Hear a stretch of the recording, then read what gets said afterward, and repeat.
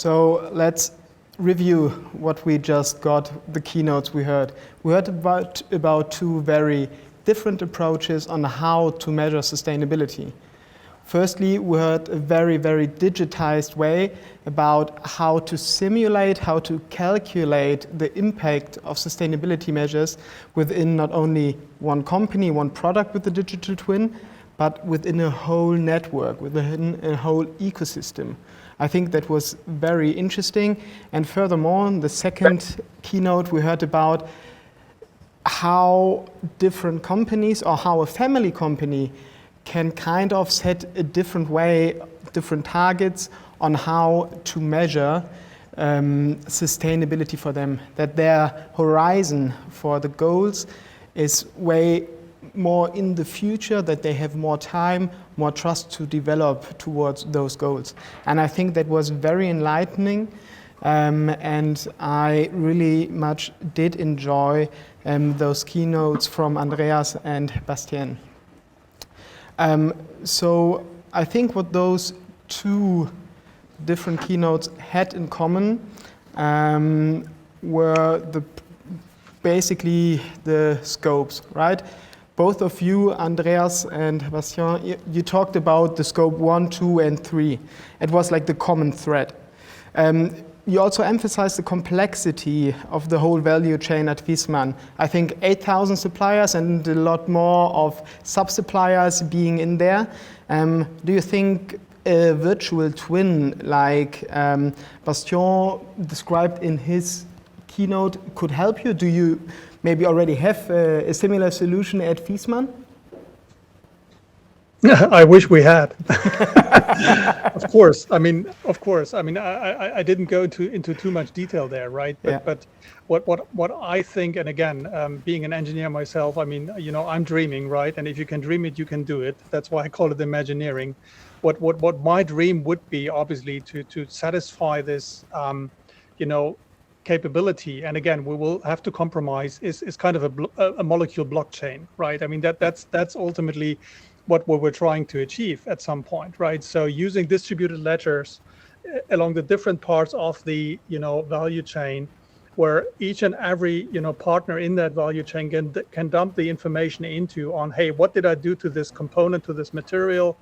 What were the conditions under which it was produced? And then that ledger information is passed on to the level of granularity needed by the downstream users, right? And then at the end, we can combine that into a comprehensive digital twin, right? I mean, that would be a fantastic solution.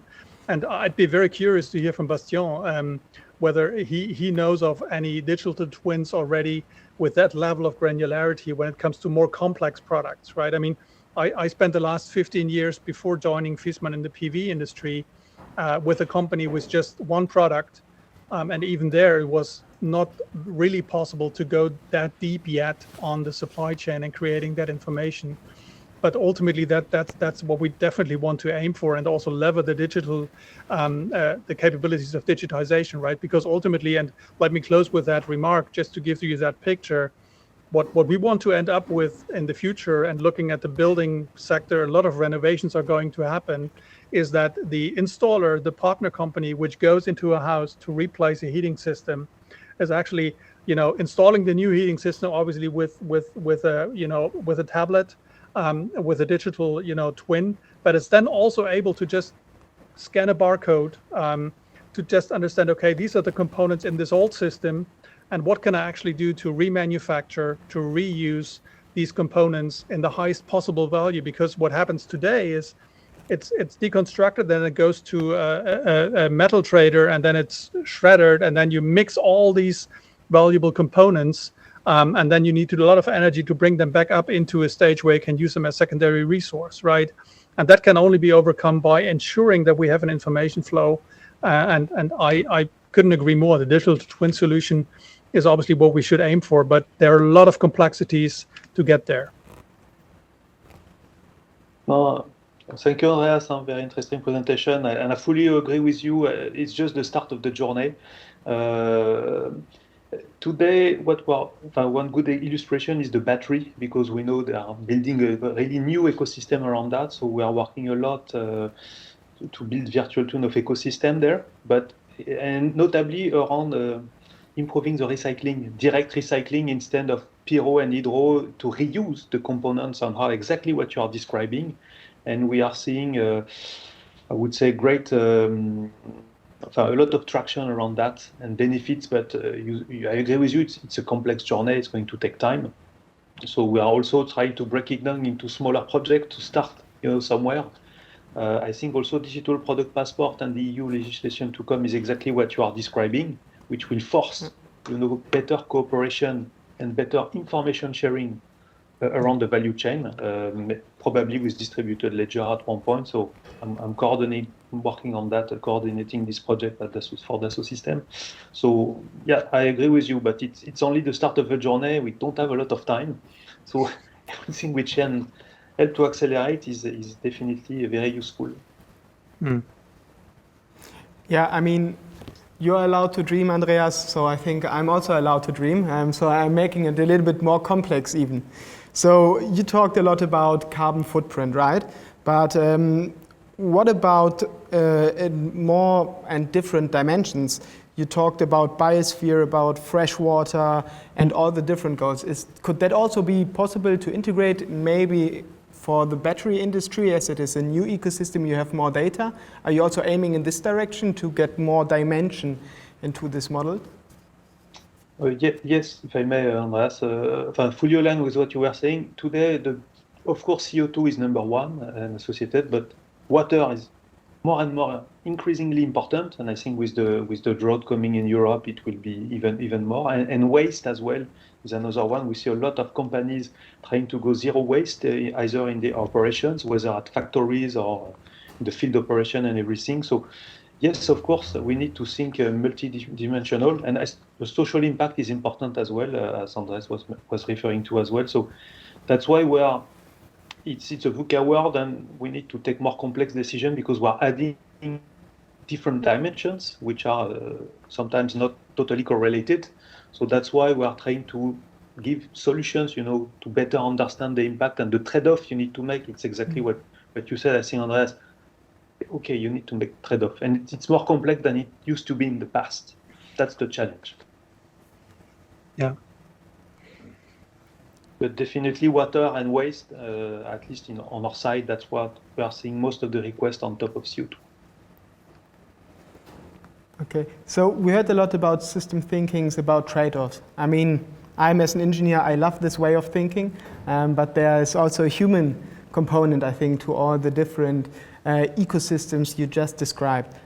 So is there a measure on how to integrate the human being into this system?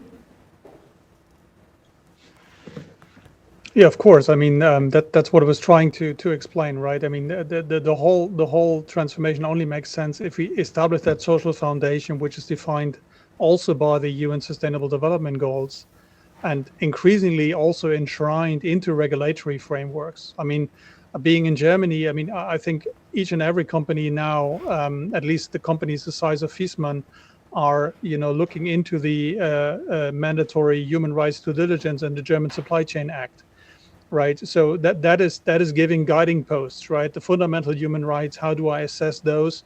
How do I make sure that I'm aware of developments in world regions where I have sub-suppliers, and how can I continuously improve the ability to take full accountability for my product, right? And that's what I meant with life cycle thinking. It's not only about the environmental impacts, but especially also about the social impacts, right? So the framework I was referring to, the Future Fit framework, specifically also looks in these social dimensions, right? And that starts obviously with your own value chain, looking at, okay, are living wages available across all my value chains, and defining that, obviously meaning, okay, can I make sure that a worker deployed in my value chain is able to feed his family? Are the kids able to get to education? Is there equal treatment ensured, right? Do women have the same kind of opportunities to apply for a job in the value chain or not? And obviously, the answer will be pretty sobering in many cases, but that is kind of the journey we need to embark on as, a crucial part in the value chain, because we need to empower the value chain partners to also ask these questions and step on changing this slowly, bit by bit, so that we can ensure that at the end we have a holistic picture. And again, this donut, I think that this is a very genius, kind of explanation, because without the social foundations, it doesn't matter if we may, reach the planetary boundaries or not, because then everything will fall apart. So we need to ensure that this happens as well, and it is the same type of extended producer responsibility as we have already on the environmental and material dimensions, which we need to come up with here. And if I may add a dimension, I think there are two very important human aspects. First is to empower employees and give them, the ability to work. Sharing with you a concrete example at one customer. Today they have only 11 people working on LCA, so understanding the impact, the environmental impact of their solution, and they have more than 14,000 people working in product development and engineering. So the challenge is how do I move from 11 experts to 14,000 so they can collectively work to improve things.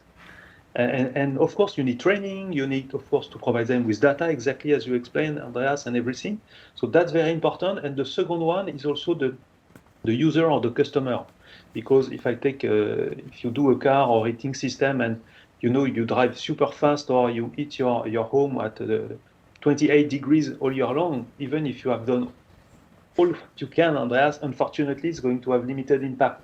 So there is also a lot of training, evangelization, incentive, to work with also the users, for also them to realize, the impact and change the behavior, because we won't succeed alone. We also need to embark as many people as we can on the journey. Yeah. And maybe just to add to that, because I think it's important, it kind of ties back to what I said at the beginning, right? The importance of Imagineering, right? Of storytelling, of creating narratives, especially also internally, is extremely necessary, because you have a handful of specialists which need to help, fostering that change and change and positivity. Kind of, it's difficult, right? Because people don't want to change, right? So you need to find these sweet spots, and one sweet spot, I think, in any engineering organization or engineering-based organization is engineers have this engineering ethic, right? They want to be, make things very efficient. They want to make things durable, and that's nothing else than sustainability. You just need to translate it into the different, dimensions to basically engage with them, to bridge kind of the brain distance to the heart, right? And that's kind of the challenge. Yeah. So thank you a lot. I think those were some beautiful last words for this panel discussion. Unfortunately, our time is already up. I would have loved to talk to you through the whole evening, but I don't want you to stop to enjoy the good weather in Paris, and have a brilliant evening. Thanks a lot for being here. Thanks a lot for sharing those insights. I think they were super interesting to see, on the one hand, how a family company works, how maybe the target system is a little bit different, and also how digitization can help us to become more sustainable. Thanks a lot to you. Thank you very much. Thank you very much. Thanks for having me. Bye-bye. Take care. Bye.